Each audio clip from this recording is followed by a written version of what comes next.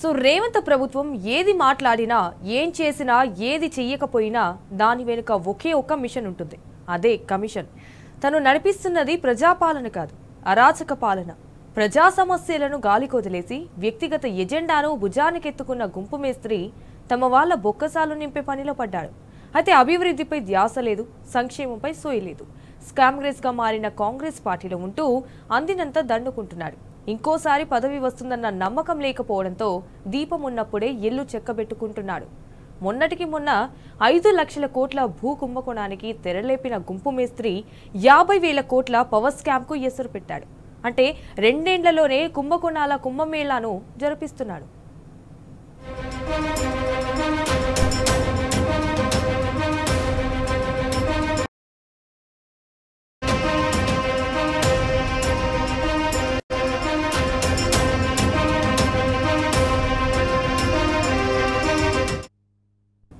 అంటే ఇక్కడ అధికారం అంటే ప్రజలకు సేవ చేసే అవకాశం. కానీ రేవంత్ రెడ్డి డెఫినేషన్ మాత్రం డిఫరెంట్గా ఉంది.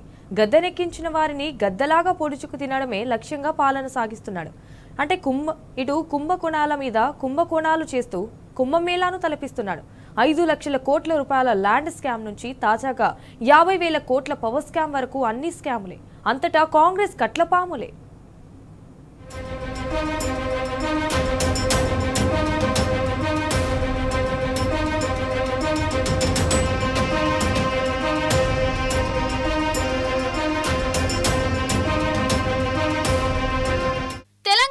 కుంభకోణాల కుంభమేళా జరుగుతుంది.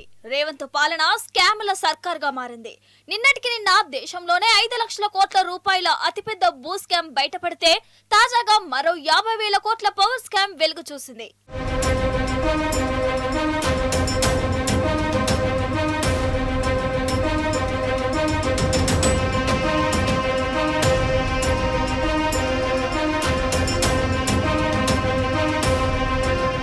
ఇందులో దాదాపు 30 నుంచి 40% కమిషన్లను ఈ రేవంత్ సర్కార్ దండుకోబోతోంది. మొన్నటి కేబినెట్ మీటింగ్ లో భూముల గురించి చర్చ జరిగితే నిన్నటి కేబినెట్ లో పవర్ స్కామ్ గురించి చర్చ జరిగిందన్న ఆరోపణలు వినిపిస్తున్నాయి. స్కామ్ల గురించే కానీ స్కీమ్ల గురించి చర్చించని రేవంత్ కేబినెట్ భారీ విద్యుత్ కుంభకోణాన్ని ఎదుర్కొంటోంది.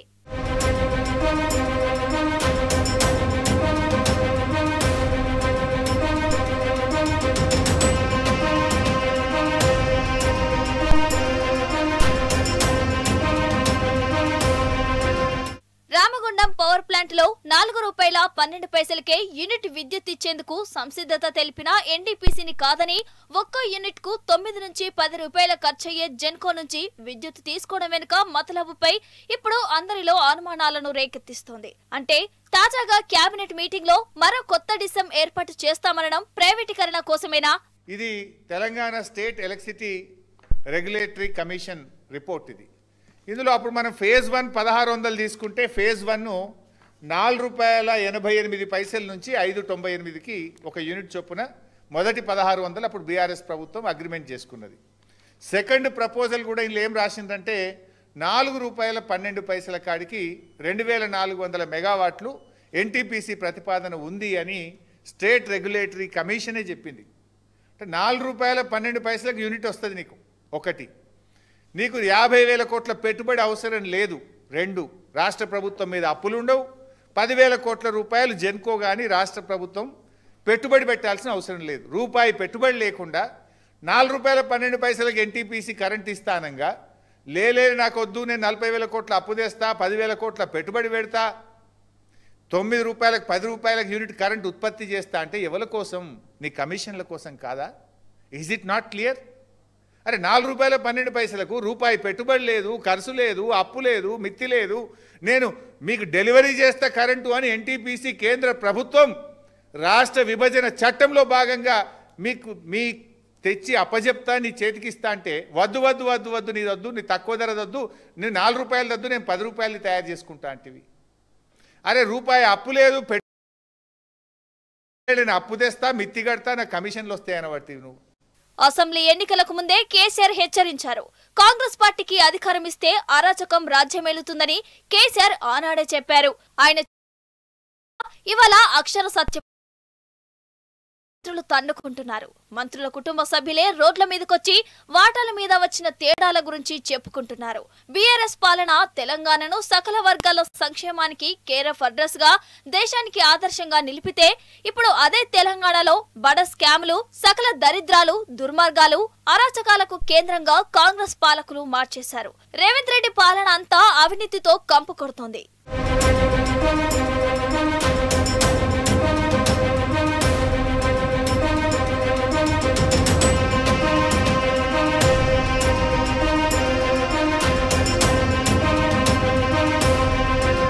మంత్రివర్గంలో ఏం చర్చించాలి? ప్రజలకు ఏదైనా మేలు చేసే పనుల మీద, పేదల కష్టాలు తీర్చే పథకాల మీద, రాష్ట్ర ప్రగతికి దోహదం చేసే నిర్ణయాల మీద మాట్లాడాలి. కానీ మంత్రిమండలి సమావేశాల పేరిట జరుగుతుంది ఏంటి? వాటాలు, కమిషన్ల కోసం చర్చలు. పంపకాల్లో తేడా వస్తే ఒకరి మీద ఒకరు నిందలు.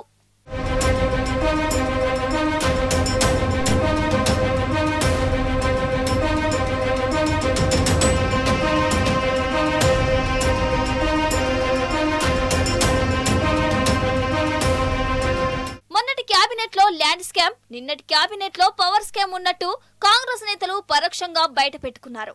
మొన్న 5 లక్షల కోట్ల స్కామ్ జరగ్గా దీంట్లో ఒక సీఎం రేవంత్ రెడ్డి వాటాయే లేదు. క్యాబినెట్ సబ్ కమిటీ ఉంది. తామంతా కలిసే స్కామ్ చేస్తున్నట్టు సాక్షాత్తు ప్రెస్ మీట్ లోనే బయట పెట్టుకున్నారు. 2 ఏళ్లుగా రేవంత్ సర్కార్ చేస్తున్నది డైవర్షన్, డర్టీ పాలిటిక్సే. ల్యాండ్ స్కామ్ పై సూటిగా సమాధానం చెప్పారు.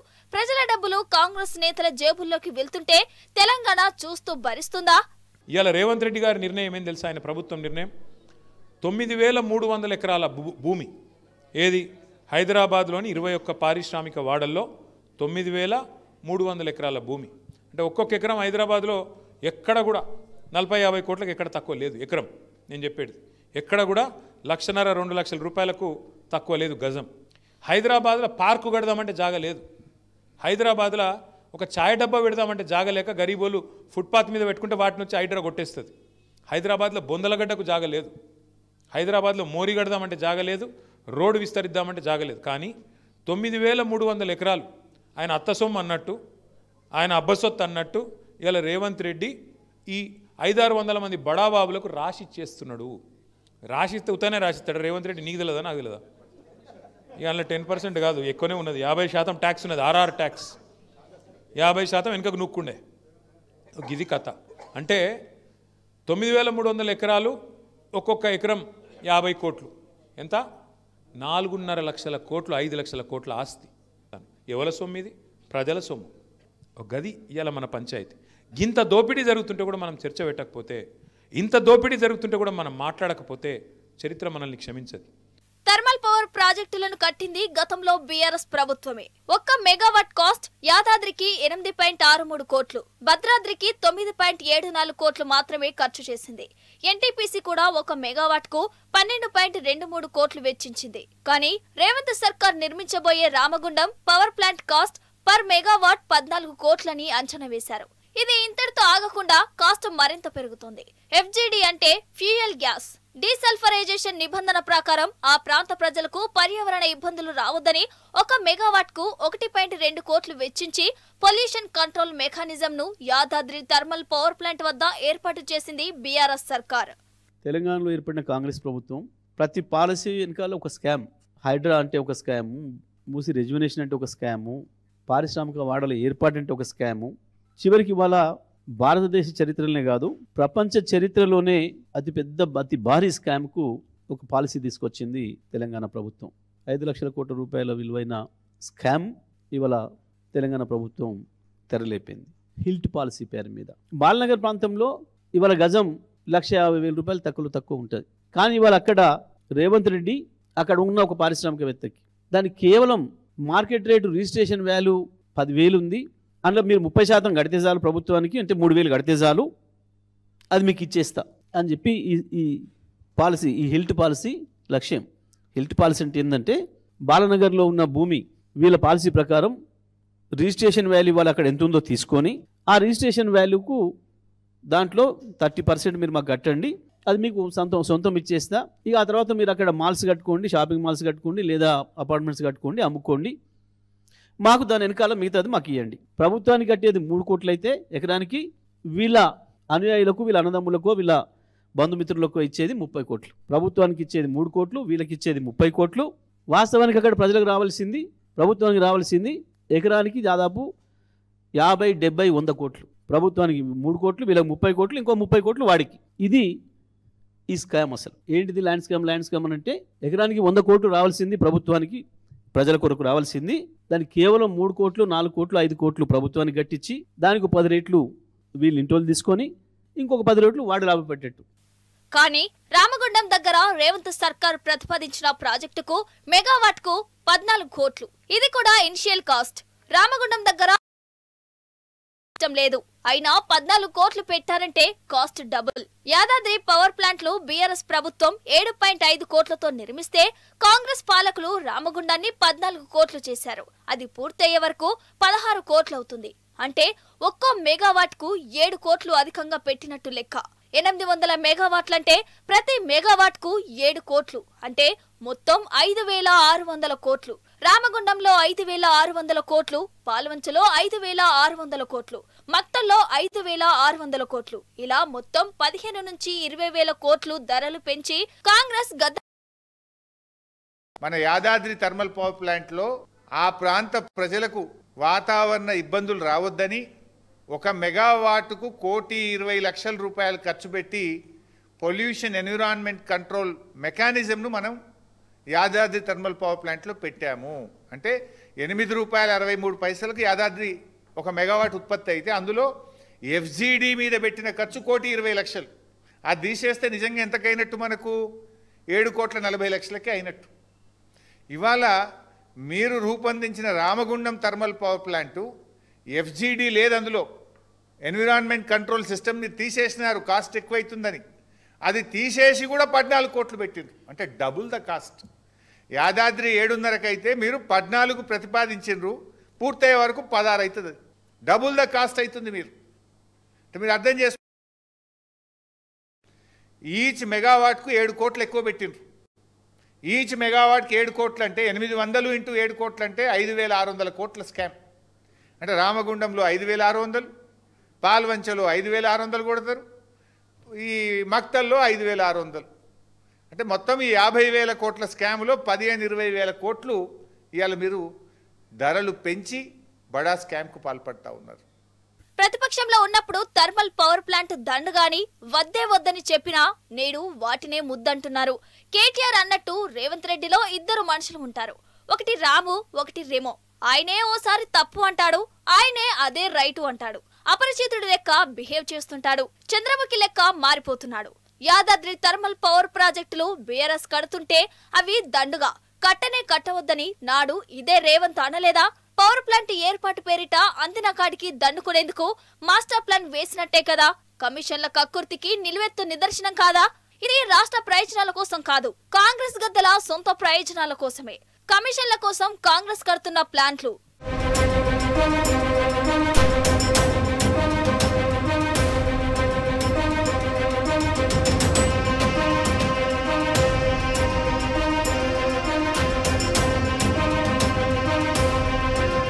కాంగ్రెస్ సర్కార్ తెచ్చిన విద్యుత్ పాలసీ పచ్చి బూటకం. చెప్పేదొకటి, చేసేది మరొకటి. అసెంబ్లీలో పెట్టిన కరెంటు పాలసీకి రేవంత్ కట్టుబడి ఉన్నాడా లేడా? తక్కువ ధరకే కరెంటు వస్తుంటే ఎక్కువ ఉత్పత్తి రేటుతో ప్లాంట్లు ఎందుకు ఏర్పాటు చేస్తున్నట్టు? ఎన్టీపీసీ తక్కువ ధరకే 2,400 మెగావాట్ల కరెంటు ఇస్తానని చెప్పింది నిజమా కాదా? ప్రభుత్వానికి లేఖలు రాసింది వాస్తవమా కాదా? ఎన్టీపీసీ చైర్మన్ రేవంత్ వద్దకు వచ్చి 2,400 మెగావాట్లు తక్కువకే ఇస్తామని చెప్పలేదా? కమిషన్ల కోసమే థర్మల్ ప్లాంట్ను తెరపైకి తీసుకొస్తుంది నిజం కాదా?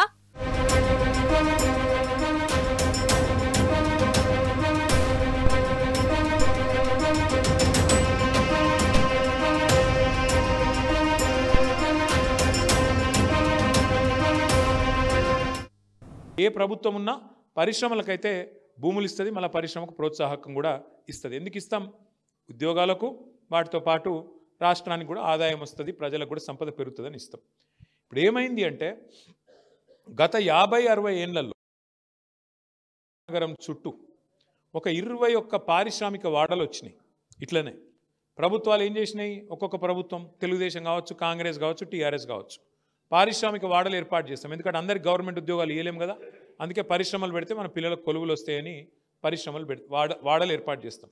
చెర్లపల్లి, నాచారం, మల్లాపూరు, కాటేదాను, బాల్నగరు, జీడిమెట్ల, పాశమైలారం, పటాన్చెరు చుట్టూతా బోలెడన్ని పారిశ్రామిక వాడలు ఉన్నాయి. ఇప్పుడు ఏమైంది, ఆ వాడలు పెట్టినప్పుడేమో ఊరవతలు ఉండే, కానీ తర్వాత హైదరాబాద్ వెరుక్కుంటూ పోయింది, అవన్నీ ఊరు మధ్యలోకి వచ్చినాయి. ఊరు మధ్యలోకి వచ్చేవారికి ఏమైంది, ఒక్కొక్క భూమి ఒక్కొక్క ఎకరం బాగా కాస్ట్లీ అయిపోయింది. వాళ్ళందరికీ ఇచ్చిన భూములు ప్రభుత్వమే ఇచ్చింది, చాలా తక్కువకు. రైతుల కాడనో లేకపోతే ప్రభుత్వ భూమిలో ₹1,00,00,000 ఉన్న భూమిని 10 లక్షలకే ఆ రోజు వాళ్ళకి కట్టబెట్టినాం. ఇవాళ రేవంత్ రెడ్డి గారి నిర్ణయం ఏం తెలుసా, ఆయన ప్రభుత్వం నిర్ణయం 9,300 ఎకరాల భూమి, ఏది హైదరాబాద్లోని 21 పారిశ్రామిక 300 ఎకరాల భూమి. అంటే ఒక్కొక్క ఎకరం హైదరాబాద్లో ఎక్కడ కూడా 40-50 కోట్లకు ఎక్కడ తక్కువ లేదు ఎకరం. నేను చెప్పేది ఎక్కడ కూడా ₹1,50,000 2 లక్షల రూపాయలకు తక్కువ లేదు గజం. అసొంటి భూమిని రేవంత్ రెడ్డి ఏమంటుండే ఎరికేనా, మీకు గిన్న ఇప్పుడు మీరు పారిశ్రామికవేత్త, మీకు ఇచ్చింది ఎందుకు ప్రభుత్వం భూమి, ఉద్యోగాలు ఇస్తావని, అట్లాగే తక్కువ ధరకు మీకు ప్రభుత్వానికి ఏమైనా ఆదాయం వస్తుందని ఇచ్చినాం. ఇలా దరఖాస్తు పెట్టుకుంటే చాలంట ఎస్ఆర్ఓ వాల్యూ మీద. ఎస్ఆర్ఓ అంటే రిజిస్ట్రేషన్ వాల్యూ.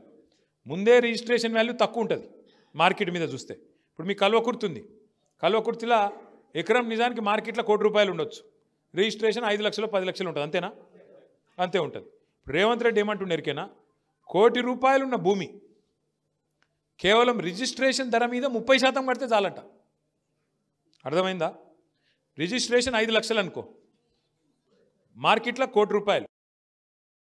మొత్తం ప్రపోజల్ ఏం దొరికేనా, 5 లక్షలలో 30% అంటే ఎంత, 1,25,000, 1,30,000. ₹1,30,000 కడితే శాశ్వతంగా ₹1,00,00,000 భూమి నువ్వు తీసుకో, అపార్ట్మెంట్లు కట్టుకో, ఏమైనా చేసుకో అంటు. ఇది దోపిడీ కాదా? ఇంతకు మించిన దోపిడీ ఇంకేమైనా ఉంటుందా? హైదరాబాద్లో ఇల్లు కడదామంటే జాగలేదు, ప్రభుత్వ ఇల్లు, ఇందిరమ్మ ఇల్లు కడదామంటే జాగలేవు. హైదరాబాద్లో పార్కు కడదామంటే జాగలేదు. హైదరాబాద్లో ఒక ఛాయ్ డబ్బా పెడదామంటే జాగలేక గరీబోలు నుంచి హైడ్రా కొట్టేస్తుంది. హైదరాబాద్లో బొందలగడ్డకు జాగలేదు. హైదరాబాద్లో మోరీ కడదామంటే జాగలేదు, రోడ్డు విస్తరిద్దామంటే జాగలేదు. కానీ 9,300 ఎకరాలు ఆయన అత్త సొమ్ము అన్నట్టు, ఆయన అబ్బసొత్తు అన్నట్టు ఇలా రేవంత్ రెడ్డి ఈ 500-600 మంది బడాబాబులకు రాసిచ్చేస్తున్నాడు. రాసిస్తే ఉతానే రాసిస్తాడు రేవంత్ రెడ్డి. నీకు తెలియదా, నాకు తెలియదా? ఇవాళ 10% కాదు, ఎక్కువనే ఉన్నది, 50% ట్యాక్స్ ఉన్నది, ఆర్ఆర్ ట్యాక్స్. 50% వెనుకకు నూక్కుండే. ఇది కథ. అంటే 9,300 ఎకరాలు, ఒక్కొక్క ఎకరం 50 కోట్లు, ఎంత? 4.5 లక్షల కోట్లు, 5 లక్షల కోట్ల ఆస్తి. ఎవరి సొమ్ము ఇది? ప్రజల సొమ్ము. ప్రజల సొమ్ము, ప్రజల ఆస్తి. పారిశ్రామికవేత్తలకు ఉద్యోగాలు ఇస్తారని, పారిశ్రామికవేత్తలు రాష్ట్రానికి ఏమైనా ఆదాయం తెస్తారని ఇచ్చింది. ఇక నా ఇష్టం ఉన్నట్టు నేను అపార్ట్మెంట్లు కట్టుకుంటా, మాల్స్ కట్టుకుంటా, నీ అయ్యే సొమ్మా వాన అయ్యే సొమ్మా?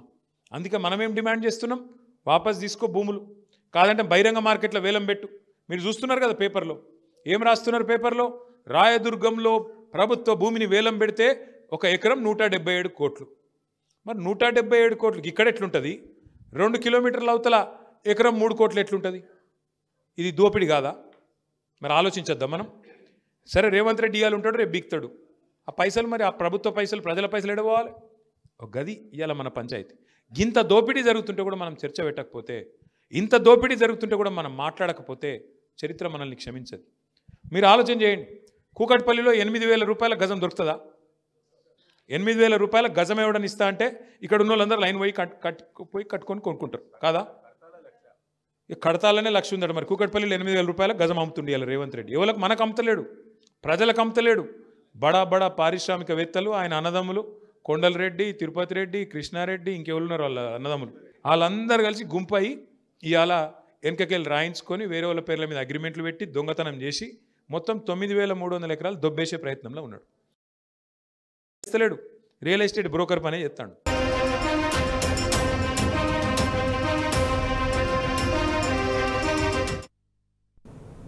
Welcome back to special focus.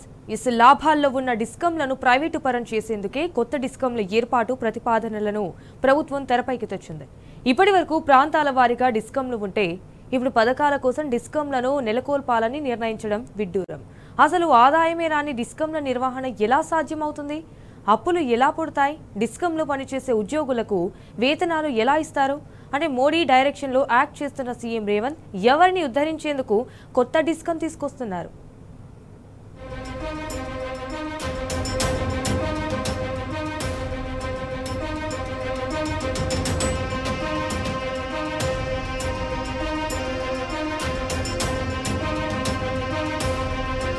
పాలనను గాలికొదిలి స్కామ్లను తెరపైకి తెస్తున్నాడు రేవంత్. పథకాలను బంద్ పెట్టి వరుస కుంభకోణాలకు పాల్పడుతున్నాడు. లగచల్రా, మూసి, త్రిబులార్, హెచ్సియు, హైడ్రా పేరిట ప్రజాధనాన్ని లూటీ చేస్తున్నాడు. నిన్న 5 లక్షల ల్యాండ్ స్కామ్ బట్టబయలు కాగా తాజాగా 50,000 కోట్ల విలువైన పవర్ స్కామ్ ను పక్కా ఆధారాలతో బయటపడుతున్నాయి. వీటికి సమాధానం చెప్పాల్సిన మంత్రులు, ఎమ్మెల్యేలు, అధికార పార్టీ నేతలు ఎదురుదాడికి దిగడం దుర్మార్గం.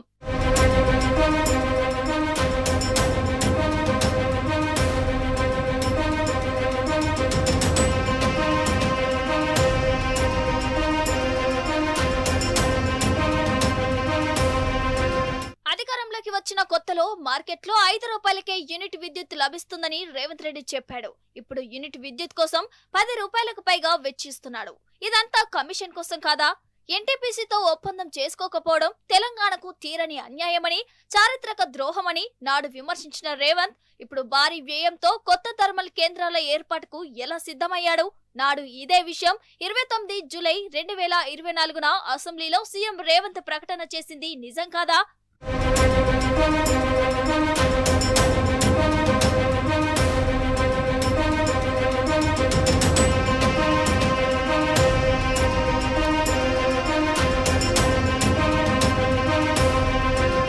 సోలార్ పవర్ ప్లాంట్ ను సెల్ఫ్ హెల్ప్ గ్రూప్ కు అప్పగించి వారిని కోటీశ్వరులను చేస్తామని చెప్పి శటగోపం పెట్టిన ఘనత రేవంత్ సర్కార్దే. ఒక్కో గ్రూప్ నకు చెప్పి నట్టేట ముంచారు. వారికి ఎన్ని ప్లాంట్లు కేటాయించారో సీఎం రేవంత్ రెడ్డి చెప్పగలరా? నిజానికి 2 ఏళ్లలో కాంగ్రెస్ ప్రభుత్వం తీవ్ర ప్రజా వ్యతిరేకత వ్యక్తమవుతోంది. గ్యారంటీల నయవంచనతో అధికారం దక్కించుకున్న రేవంత్ రెడ్డి అన్ని వర్గాల నెత్తిన భస్మాసుర హస్తం పెడుతున్నాడు. రాష్ట్రానికి ముఖ్యమంత్రి కావడం ఎవరికైనా వరమే, కానీ రేవంత్ విషయంలో మాత్రం అది తెలంగాణకు శాపంగా మారింది. సీఎంగా రాష్ట్రాన్ని అభివృద్ధి చేసి మంచి పేరు తెచ్చుకోవాలన్న సోయి లేకుండా పోయింది. జనాలను మోసం చేసుడు ఢిల్లీకి మూటలు మోసుడే పనిగా మారింది.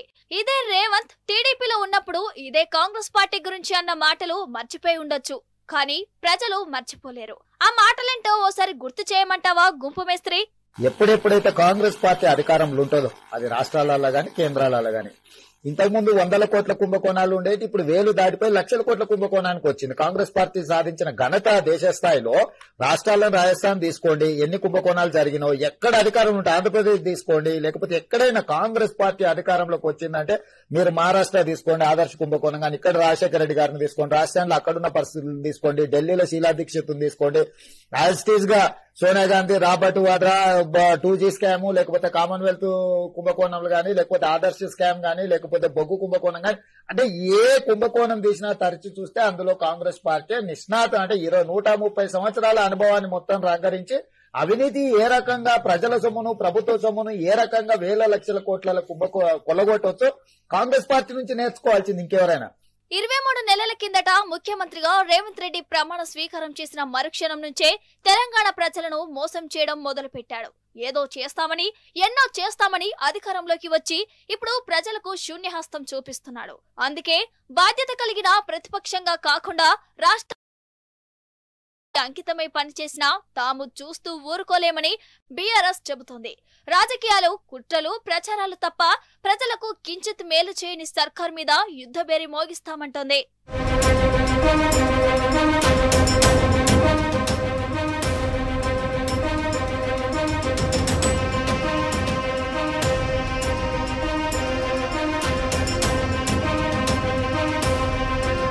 రేవంత్ రెడ్డి అష్టవక్ర పాలనతో యావత్ తెలంగాణ కుదేలవుతోంది. అసెంబ్లీ ఎన్నికలకు ముందు అధికారంలోకి రావడం కోసం రేవంత్ రెడ్డి బేషరతుగా ఎలాంటి ఆంక్షలు లేని అనేక హామీలిచ్చాడు.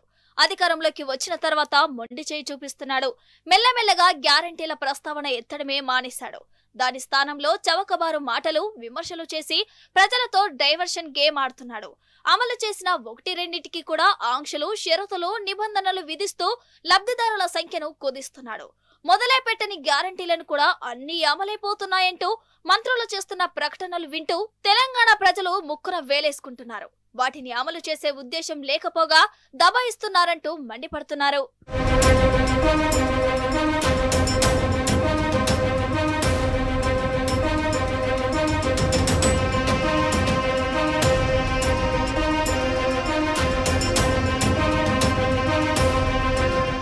రేవంత్ పాలనపై ఆ వర్గం ఈ వర్గం అని కాదు, అనేక వర్గాలు అసంతృప్తిగా ఉన్నాయి.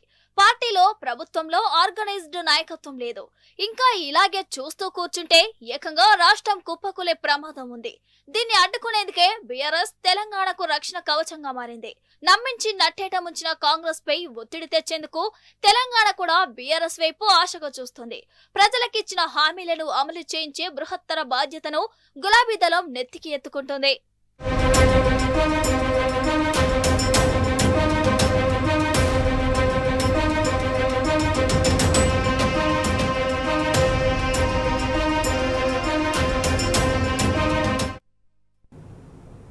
ఇరవై 23 నెలల్లో 23 స్కామ్లు. ఇది స్కామ్ గ్రేస్ పార్టీకి సాధ్యం.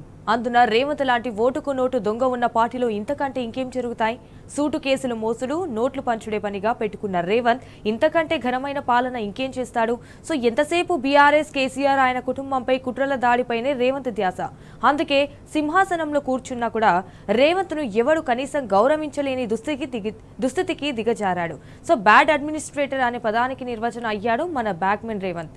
ఏమైనా ఇది పాత తెలంగాణ కాదు. తెలంగాణ భద్రత కోసం, ఇక్కడి ప్రజల కోసం బీఆర్ఎస్ అనే రక్షణ కవచం ఉంది. తెగించి కొట్లాడేందుకు గులాబీ కార్యకర్తలు ఎప్పుడూ గుణపాలు పట్టుకుని సిద్ధంగా ఉంటారు. ఇన్ని పరిస్థితుల నుంచి కాంగ్రెస్ కు తప్పించుకునే ప్రసక్తే లేదు. సో ఇది వాటి స్పెషల్ ఫోకస్. నమస్తే.